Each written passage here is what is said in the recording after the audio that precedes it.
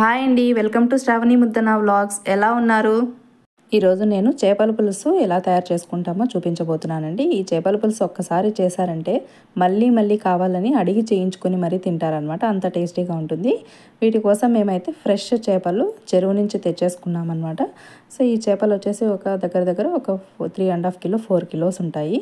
So వీటిని అయితే చెరువు నుంచి తెచ్చాం కదా, క్లీనింగ్ ప్రాసెస్ అయితే మేమే చేసేసుకోవాలి. సో షాప్లో అయితే వాళ్ళే క్లీన్ చేసేసి నీట్గా ఇస్తారు కదా, ముక్కలు కొట్టేసి. ఇక్కడ అలా లేదు, మేమే క్లీన్ చేసుకోవాలి. దానికోసం మేము ఇక్కడ పై పొక్కు తీసేయడానికి, సో మనం స్టవ్ దగ్గర వేడివి పాత్రలు పట్టుకోవడానికి యూజ్ చేస్తాం కదా, సో దాన్ని తీసుకొని ఇలాగా పై పొక్కు అంతా తీసేసుకున్నాం. చాలా ఈజీగా రిమూవ్ అయిపోతుంది. సో ఇలాగ చేసేసిన తర్వాత దాని ఈకలు తోకలు అలాగే లోపలున్న వేస్టేజ్ అంతా మొత్తం తీసేసి ఇలా పీసెస్ లాగా కట్ చేసేసుకున్నాం అనమాట. ఇప్పుడు ఈ పీసెస్ని వచ్చేసి ఈ చిన్న టబ్లోకి ట్రాన్స్ఫర్ చేసేసుకుంటున్నాము. ఇప్పుడు వీటిని నీట్గా కడుక్కోవాలి. సో అదంతా క్లీనింగ్ ఒక ప్రాసెస్ అయితే ఈ ఒక ప్రాసెస్ అనమాట. ఈ చేప అయితే చాలా స్మెల్ వస్తూ ఉంటుంది కదా పచ్చిగా ఉన్నప్పుడు, సో అంటే క్లీన్ చేయనప్పుడు. సో ఇలాగ కట్ చేసిన తర్వాత వీటిని సాల్ట్తో క్లీన్ చేసినట్లయితే ఆ చేపలో ఉండే స్మెల్ అంతా వెళ్ళిపోతుంది అనమాట. ఫస్ట్ సాల్ట్ యాడ్ చేసేసుకొని ఒకసారి ఆ పీసెస్ అన్నీ రబ్ చేసేసుకోవాలి. తర్వాత వాటర్ వేసేసి దాన్ని వంపేసుకోవాలన్నమాట. అక్కడ వాటర్ చూడండి, అప్పుడే మనకి కలర్ చేంజ్ అవంతా బంక్ అంతా కనిపిస్తుంది కదా. సో అలాగా ఒక 3-4 టైం చేసినట్లయితే ఆ చేప మీద ఉండే బంక అలాగే ఆ స్మెల్ మొత్తం అంతా రిమూవ్ అయిపోతుంది. సో చాలా బాగా క్లీన్ అయిపోతాయి అన్నమాట. ఇంకేం చేయాల్సిన అవసరం లేదు. సో ఇలాగా 3 టైమ్స్ మేమైతే వాష్ చేసేసుకున్నాం. ఇప్పుడు చూడండి ముక్కలు ఎంత నీట్గా ఉన్నాయో. సో ఇలాగా చేసేసుకున్నాను అనమాట. ఇప్పుడు ఈ పీసెస్ని నేను ఇంట్లోకి తీసుకెళ్ళేసి ఒక మంచినీళ్ళు వేసేసి అదే టబ్లో అలాగే ఉంచేసాను అనమాట. కర్రీ చేసే వరకు మనం అలాగే బయట ఉంచేసామనుకోండి, పీసెస్ ఆరిపోయినట్లు అయిపోతుంది. కర్రీ అనేది అంత టేస్ట్గా రాదనమాట. సో ఇక్కడ నేను వచ్చేసి అన్ని ఫిష్ మొత్తం యూజ్ చేయట్లేదండి. ఒక 2 కిలోస్ మాత్రమే కర్రీకి తీసుకుంటున్నాను అనమాట. కొన్ని తీసేసి పక్కన పెట్టేసుకున్నాను. ఇప్పుడు మసాలా ప్రిపేర్ చేయడం కోసం ఒక మిక్సీ గిన్నె తీసుకున్నాను. అందులోకి 150 గ్రామ్స్ ఎండు కొబ్బరి తురుమును యాడ్ చేసుకున్నాను. అందులోకి వచ్చేసి 2 ఇంచుల దాల్చిన చెక్కని, అలాగే 8-9 లవంగాలు, 2 మీడియం సైజు ఈ వెల్లుల్లి గడ్డలని ఒలుచుకొని ఇలాగా యాడ్ చేసేసుకున్నాను. ఒక హ్యాండ్ఫుల్ అనమాట. సో అలాగే వచ్చేసి 3 స్పూన్ల కారం పొడిని యాడ్ చేసుకున్నాను. అలాగే ఒక 4.5 స్పూన్ వచ్చేసి ధనియాల పొడిని కూడా యాడ్ చేసేసుకున్నాను అనమాట. సో ఇప్పుడు వచ్చేసి ఈ మిక్సీ గిన్నెని మూత పెట్టేసుకొని ఫస్ట్ ఒకసారి మిక్సీ పట్టేసి తర్వాత కొంచెంగా వాటర్ యాడ్ చేసుకుంటూ సో ఇలాగా పేస్ట్ లాగా తయారు చేసుకోవాలన్నమాట. సో ఇలాగ ఇక్కడ వీడియోలో చూపిస్తున్నట్లు ఇలాగా చాలా మెత్తగా పేస్ట్ లాగా తయారు చేసేసుకోవాలి. సో మేమైతే ఎప్పుడు ఇలాగ పేస్ట్ చేసుకుని ఈ ఫిష్ కర్రీ అనేది తయారు చేస్తూ ఉంటాం అనమాట.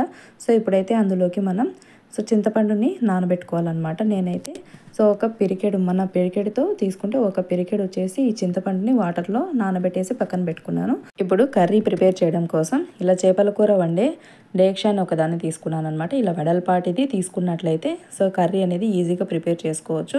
సో తర్వాత ఈ డేక్షా హీట్ అయిన తర్వాత అందులోకి ఒక 1/2 కప్ వచ్చేసి ఆయిల్ యాడ్ చేసుకున్నాను.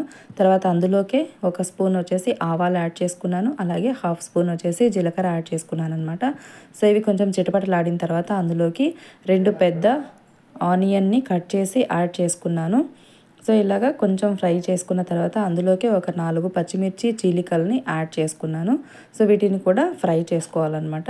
సో ఇలా కొద్దిసేపు కలుపుకున్న తర్వాత ఇందులోకి ఫ్రెష్ కరివేపాకు ఒక 2-3 రెమ్మలు యాడ్ చేసుకుంటున్నాను. సో చాలా మంచి ఫ్లేవర్ ఇస్తుంది, బాగుంటుంది అనమాట టేస్ట్ కూడా. సో ఇలా యాడ్ చేసేసి ఒకసారి బాగా కలుపుకొని కొంచెం ఫ్రై చేసుకోవాలి. సో ఇప్పుడు ఇందులోకి వచ్చేసి మనం ఒక 2 పెద్ద టొమాటోల్ని తీసుకొని ఇలాగ సన్నగా కట్ చేసేసుకొని ఇందులోకి యాడ్ చేసుకోవాలి. అలాగే ఈ టమాటాలు మగ్గడానికి సరిపడా కొంచెం సాల్ట్ని కూడా యాడ్ చేసేసుకొని ఇలాగా ఒకసారి బాగా కలిపేసుకొని మూత పెట్టేసి ఒక 2-3 నిమిషాలు ఉడికించుకోవాలన్నమాట. టమాటా అనేది చాలా మెత్తగా అయిపోవాలి ఇలాగా. సో ఇలాగ ఇంత మెత్తగా అయిపోవాలి, చాలా మంచి టేస్ట్ ఇస్తుంది అనమాట టొమాటో అనేది కర్రీకి. సో ఇప్పుడు ఇందులోకి మనం ఒక 2 స్పూన్ల పసుపు అనేది యాడ్ చేసుకోవాలి. సో ఇప్పుడు దీన్ని కొంచెం ఫ్రై చేసుకోవాలన్నమాట, పసుపులోని పచ్చివాసన పోయే వరకు. సో ఇలా ఫ్రై అయిన తర్వాత ఇందులోకి మనం ముందుగానే ప్రిపేర్ చేసి పెట్టుకున్న కొబ్బరి పేస్ట్ని మొత్తం ఇందులోకి యాడ్ చేసుకోవాలన్నమాట. సో దీన్ని కొంచెం పచ్చివాసన పోయే వరకు ఫ్రై చేసుకోవాలి. ఈలోపు మీరు ఇంకా ఎవరైనా నా ఛానల్ సబ్స్క్రైబ్ చేయనట్లయితే ప్లీజ్ సబ్స్క్రైబ్ చేసుకోండి. అలాగే పక్కనున్న బెల్ ఐకాన్ని క్లిక్ చేసినట్లయితే నేను చేసే ప్రతి వీడియో నోటిఫికేషన్ మీకు వస్తుంది. అలాగే వీడియోని లైక్ చేయడం మాత్రం మర్చిపోకండి. సో ఇప్పుడు వచ్చేసి ఫ్రై అయిపోయింది కదా, అందులోకి మనం ముందుగానే పేస్ట్ చేసి పెట్టుకున్నాం కదా, ఆ మిక్సీ గిన్నెలో కొంచెం వాటర్ వేసేసి కలబెట్టుకొని ఇందులో యాడ్ చేసుకోవాలన్నమాట. యాడ్ చేసిన తర్వాత ఒకసారి బాగా కలుపుకోవాలి, అడుగు పట్టకుండా ఉంటుంది. సో తర్వాత వచ్చేసి మనం ముందుగా నానబెట్టి పెట్టుకున్నాం కదా చింతపండుని, దాని జ్యూస్ తీసి ఒక కప్పు యాడ్ చేసుకున్నాను. అలాగే వచ్చేసి లెమన్ కూడా హాఫ్ యాడ్ చేసుకున్నాను. ఇక్కడ లెమన్ అనేది మస్ట్ అండ్ షుడ్. టొమాటో, చింతపండు, లెమన్ ఈ మూడింటి ఫ్లేవర్స్ చాలా మంచి టేస్ట్ ఇస్తాయి అన్నమాట ఈ కర్రీకి. లెమన్ అయితే చాలా మస్ట్ అండ్ షుడ్ అండి, చాలా మంచి టేస్ట్ ఇస్తుంది. సో ఇప్పుడైతే మనం ఇంతవరకు సాల్ట్ ఎక్కువ ఎక్కడ యూజ్ చేయలేదు కదా, ఇప్పుడు ఇక్కడ సాల్ట్ అనేది నేనైతే కల్లుప్పు యూజ్ చేసుకుంటున్నాను. సో ఈ ఉప్పు అనేది యాడ్ చేసేసుకొని, సో ఇక్కడే మనం చెక్ చేసుకొని ఎంత సాల్ట్ సరిపోతుందో అంతా మనము ఇక్కడ అడ్జస్ట్ చేసేసుకోవాలన్నమాట. పులుపు అయినా కానీ, ఉప్పు అయినా కానీ, కారమైనా కానీ ఇక్కడ అడ్జస్ట్ చేసేసుకోవచ్చు ఈ స్టేజ్లో. ఇలా అడ్జస్ట్ చేసేసిన తర్వాత మూత పెట్టేసి కొద్దిసేపు మగ్గించుకోవాలి. సో ఇక్కడ చూసారు కదా, సో ఇలాగా బాగా మగ్గిపోయింది. ఇక్కడ కన్సిస్టెన్సీ కూడా ఇక్కడ వీడియోలో చూపిస్తున్నట్లు సరిపోతుందన్నమాట. సో మరీ చిక్కగా ఉంటే కూడా బాగుండదు, సో అలాగే మరీ పలచగా ఉన్నా కానీ బాగుండదు అనమాట. ఈ కన్సిస్టెన్సీ ఉన్నట్లయితే మనం చేప నుంచి వాటర్ అనేది ఊరుతుందన్నమాట. చేపలు ఇందులో యాడ్ చేసేసిన తర్వాత అంతా సరిపోతుంది. సో ఇప్పుడు వచ్చేసి మనం ఈ స్టేజ్లోని కొత్తిమీరను కూడా యాడ్ చేసేసుకొని ఒకసారి కలిపేసుకోవాలి. ఎందుకంటే చేపలు యాడ్ చేసేసిన తర్వాత కొత్తిమీర వేయడం అనేది కుదరదు. ఒకవేళ వేసినా కానీ పైనే ఉండిపోతుంది, మొత్తం కలవదనమాట.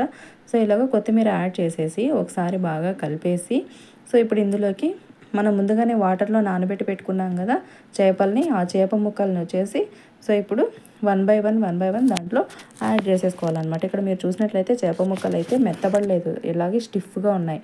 సో ఇక్కడ చూసారు కదా, ఈ వీడియోలో చూపిస్తున్నట్లు ఒకటొకటి ఇందులోకి యాడ్ చేసేసుకోవాలి. నేను ఇక్కడైతే ఒక 2 కిలో వరకే ఫిష్ యాడ్ చేసేసుకుంటున్నానండి. వీడియోలో చూపించినవన్నీ అయితే యాడ్ అయితే చేయట్లేదు.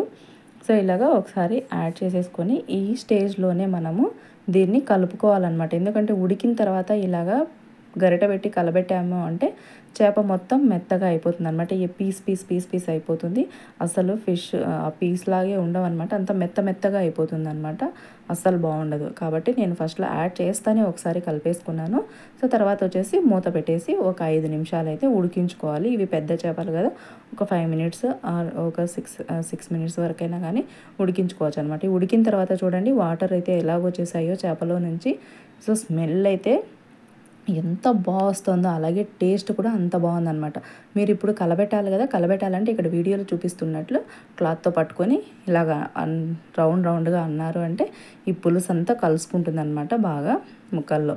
సో సరిపోతుందన్నమాట. ఇక్కడ ముక్కలు చూడండి, ముక్కలు కూడా చాలా బాగా ఉడికాయి అనమాట. అంతే, చేపల పులుసు అనేది రెడీ అయిపోయినట్లే. చాలా అంటే చాలా టేస్టీగా ఉంటుంది. మస్ట్ అండ్ షుడ్ మీరు కూడా ఒకసారి ట్రై చేయండి. సో ట్రై చేసి ఎలా కుదిరిందో కమెంట్ చేయండి, అలాగే సబ్స్క్రైబ్.